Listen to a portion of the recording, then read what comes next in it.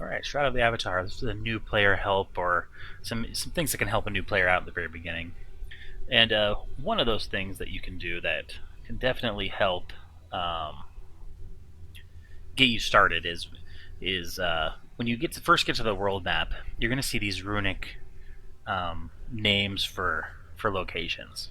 As you can see, you don't know what it says. I mean, I don't know what they say. If you could get a translator, go look online, find something that translates the rune letters, and then do it yourself. If you like that sort of immersion thing and you don't mind the time usage of it, yeah, all power to you. However, as a new player, if you want to just kind of keep progressing, one option you can do is to go to your game menu or game options, go to the game tab, or up here, same thing, click on the options button and then go to the game tab. And you can click on show translated location names. Click on that, and all of a sudden, you can see the names of locations. It's very helpful, especially in the very beginning when you're trying to learn, where everything is, and you see something up there, but you don't know, is that the right direction? Do I need to, is that what I really want? And so instead of wasting time running over there, all the way over there, getting to it, and going, oh, it's Highvale. Okay, no, that's not it. And then running to the next one and going, no, that's not it. And if you do that too much, you're going to be off somewhere. You're not going to know where you're at. And then good luck trying to find what you're doing. So yes, that's one option. Another thing that can be helpful, especially in combat, is if you go to the game options menu again, and you scroll down to nearly the bottom, and almost all the way to the bottom, you have one that says show health and focus stats. Now, as you can see up here, you just have the red bar and the focus bar, and blue focus bar. And enemies are the same way. You don't know if they have hit points. You don't know if they're strong or weak. And if you like immersion, leave it like that. But if it helps you to know, if that enemy is how strong that enemy is, or if you don't mind losing that kind of information for immersion, you can check the option. And once you do that, you can then see the actual values. Okay, that can definitely help you choose. Look at one enemy and go, okay, that enemy might be tougher. He has more hit points than me, or whatnot. Okay. Another thing is your buffs and debuff bar right here. All positive and negative effects will show up here. As you can see, if I use light, it shows up here. And it'll tell you how long it lasts. If for some reason you don't want light and say, I want to use my silent movement, right? So I click it and I'm like, okay, it's stealth, right? Oh, it didn't work. Why didn't it work? Oh, I've got light on, so how can I hide in the shadows if I'm right underneath the light, right? So then you can right-click and dismiss that bonus. Okay, not every ability, obviously negative effects cannot be right-click and dismissed, but there are cleansing abilities and whatnot that you can do. And then once this finishes its cooldown, I can stealth around. Other things to keep in mind. Looking at your skill trees, definitely go through all the skill trees. Look at every single skill. You can learn all of them. Some people might learn them all to a certain level, and then some people might focus on just a few. In the beginning, it's probably helpful if you focus on just a specific path at first, just so you can become more effective and do more of the content. But you can definitely do anything you want. I mean, as you can see, I'm kind of a knightish. I'm wearing heavy armor. I'm using a sword, but yet I also have like stealth abilities. It's kind of a weird combination, right? And I can summon phoenixes, so I have like some magics. Like you can do anything you want, or you can just focus in one specific path. So one thing to keep in mind and watch for, and I cover this in my skills video, is how much pooled experience you have. So real quick, how abilities work. Just a quick summary is when you use an ability. So let's go to Sun, right? So when you use an ability, right, that's actually a bad example, but we'll use it anyway. So when you use an ability, you click on it. Let me enable it. So as you see, I have 51, 314. I click the button. So I'm from 314 to 235. Where did those experience go? Well, what happens is your pooled experience, when you use abilities, it goes into the abilities you use, and that's how you level up your abilities. So they do have my light does have experience in it, right? This is level 50 and a half. It does have experience, but it's basically it's taken various amounts of pool experience and put into that ability to make it what it is. So you're not losing experience when this goes down; it's going into other abilities. Okay. And if you want to know what these little symbols mean above them, watch my skills video. All right. So how do you gain pooled experience? You kill enemies and do quests, and you'll get experience. If for any reason you ever run out of pooled experience, you will not be able to level up abilities because you have no experience to put into the abilities you're using. So that's something you need to keep in mind when you're fighting. So if you're fighting enemies and you're not gaining any experience, then you're not going to be able to level up abilities. So you want to find enemies that will give you experience. Okay. All right. We'll move on to the next topic, the Oracle.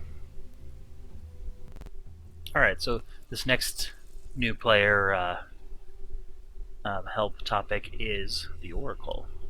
Now, every day, if you go to an Oracle building, they all look the same no matter where you're at. You can make 500 gold and 500 experience per day. And as a new player, the 500 gold is very helpful. So how you do that, you simply go inside and you talk to the Oracle. Now, you have to take the test, but you might not know the answers to the test. So the way to get the answers to the test is to click on the path, and then click on the virtues. And then as you read it, you'll see the truth, love, and courage. Each one, if you click on it, she will tell you, the Oracle will tell you whether you're in disdain, meaning you didn't follow that, or kind of a no response, or will tell you important. If you see important, then that virtue is a yes. And I will do my last one, courage. I see that courage is also a yes. Okay. So once you know which ones are yeses and nos, you can go back. You can either scroll back up or look for test, or type in test and click it, and then the Oracle will ask you a question. So, do I think that I demonstrated virtues of love? And so again, it said that love was important to me, as well as courage was important, but truth was disdain. But love was a yes. So the answer here is yes. And as you see, I got 500 gold and 500 experience. You can do this every day. If you fail, you don't lose anything. You just don't get your reward. I recommend new players do it every day. One other thing you can do with the Oracle is you can choose to remove protection or enable it. Protection basically gives you turns off PvP in normal world areas. You can still, even if you have protection on, you can still go into PvP scenes and PvP there, because you're forced to turn it on in those zones. But in the regular world, it's off. But you can turn it on or enable it by clicking on protection. You do get a slight experience boost if you have it off. So if you think it's worth doing, go ahead and turn off protection and get your little experience boost. All right, so that right there covers the Oracle. All right, so the next thing that new players can do that can help themselves kind of do a little bit of exploring and to make a little bit of money is, well, the first thing are town criers. By talking to criers, every crier you talk to in every single town, the first time you talk to them will give you 100 gold. And there are hundreds of towns in the game, so you can make quite a bit of money. It does take time to find the criers sometimes. They aren't as simple as, say, Resolute here, where you just walk through the main gate and he's right here in front. But they, every single town will have a crier. So there's 100 gold. Now, another interesting thing about criers is they have a repeatable mission. All of them do, or a repeatable quest. And basically what that quest is mail. You can go up to any crier, as long as you don't already have mail. Click on the mail, and they will tell you, you like to deliver mail local or region. So local would be a nearby, just like he says, a nearby town that's not very far away. Okay, and you will get 100 gold for that, I believe. Let's they kind of fluctuate the price. The 100 gold, I'm pretty sure that's what it is.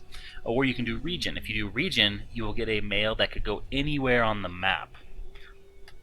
So be prepared if you happen to grab that you could literally go, all the way across the map to find that location. Which, especially if you don't use any outside sources like the extra sites that have maps of the world, you could have that mail for a while trying to find it. So, but that is definitely one way that you can make a little extra cash. So, and then the next thing you can do when you first get to a town, your first town, you should probably bind there. And then as you play the game and you move around, you might want to bind other places so that you can use recall scrolls to teleport back there. So that's the 4 functions of a crier: binding, mail delivery. First time you talk to him, you get 100 gold. And the 4th function is it'll tell you in that city that you're in, NPC or player owned, if there's any lots available to put your house down. Let's move on to the next topic. Alright, the next topic we're going to cover is getting to know the NPCs. When you first get into a town, it'll often look like this. You'll see a bunch of NPCs running around, but they won't have any names over them or occupations. So you'll look at it and go, okay, who are these people?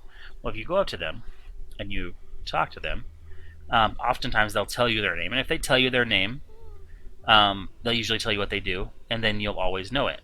So when you're done, you can leave, and I have it all off. I'm going to turn it on, and you'll see it, and you'll say, oh, that's who that is.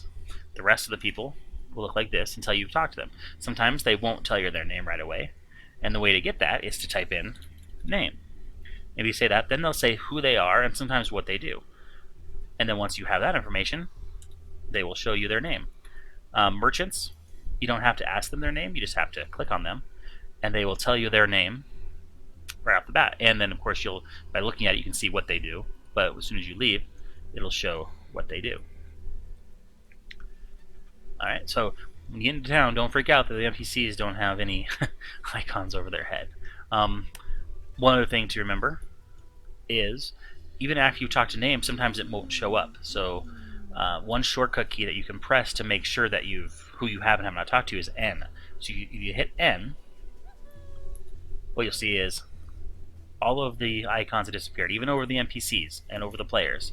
So there's no tags on anyone. So if for some reason you're like, wait a minute, where's all the tags? Hit N. Make sure you hit N, just make sure they all show up properly. Alright. And the last thing with NPCs is there are actual NPCs, computer NPCs, and then there are player vendors. So this guy right here, these are player vendors. Right now they all look the same. They'll have sometimes they have names, sometimes they say what they're doing. These guys obviously will not talk to you. They are player vendors. So when you go talk to them, they immediately go to what they have for sale. Okay? Keep that in mind. Alright, another thing to keep in mind is when you're looking to buy stuff, player vendors have sell the majority of the things in the game. However, there are also an auction house in the game. But each auction, it's not really an auction house. I'd say it's more of a public vendor. The difference here, though, is the vendor is only for the town you're in. So you don't see any other town. Okay. So when you go there, don't go, oh, that's everything in the game. No, that's everything in this town from the public vendor that anyone can post from. If you're looking for something specific, you can run around to those other vendors over there, or throughout the entire town, the player vendors, and try and find what you're looking for. Alright. One more thing to keep in mind are banks.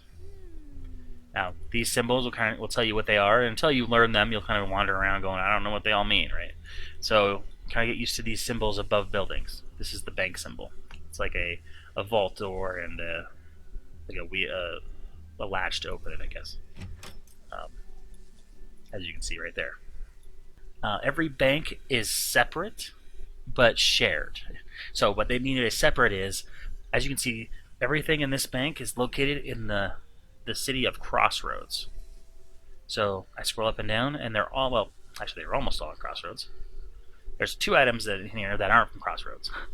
But you cannot take anything that's not in the same area as you. So even though this is a bank and this is all the bank's stuff, you can only take it if it's in this particular bank. So every city has its own bank. But the thing with that is, while every city has their own bank, they share bank slots. So if you're using the bank to store stuff, if you have stuff in every city, you're going to fill this up. And then you have to look around, okay, where is it all at? Here, there, the other place. Okay? So keep that in mind. But you can also filter if you want to just see just the local bank or every bank, or special rewards that you might have. Alright, so that's pretty much how bank works. Alright, so the final topic of this particular video that I'm going to cover is maps, like a real quick overview of maps and the compass. Now, the compass, as you can see, is the very top of the screen, and as you see, various icons for things that are close to you will show up here. The closer it is, the bigger and bolder the object will be. So if you see in the background, the west gate is way back there. It's still roughly visible, but it's all the way back there. Okay, so if you're looking for something in particular, you can look up here. That is the main form of locating things in the game. There is no central map that's always there, no mini map that's always there. You do have the compass. For some reason, if that is missing, hit M. M will turn it off and on. Okay, so keep that in mind. If you're ever going, oh, I don't know where I'm at, I can't see anything, hit M. Alright, the next thing is, well, while there's no main map, there are maps in the game. Okay, and I'll show you some real quick. So the way maps work in the game is they're actual physical objects that you have to find or buy, and then you have to use them. So you can put them in your quick slots, or you can hit use. If you hit use, it'll basically show you the map as it is. Okay, if you are in the zone of the map, like I don't have Resolute Map. So if I would happen to be in this zone, it would show you where you are at, and as you move around, it'll show you move around on the map. So there are maps. You just have to have the right map to see where you're going. So yeah, there is no world map of the outer world. So I'll give you a quick reference would be to go to, if you really you're really lost and you need some direction and you don't mind the immersion breaking aspect of it, if you go to sotamap.com, so www.sotamap.com, that can show you basically the world of Shroud of the Avatar.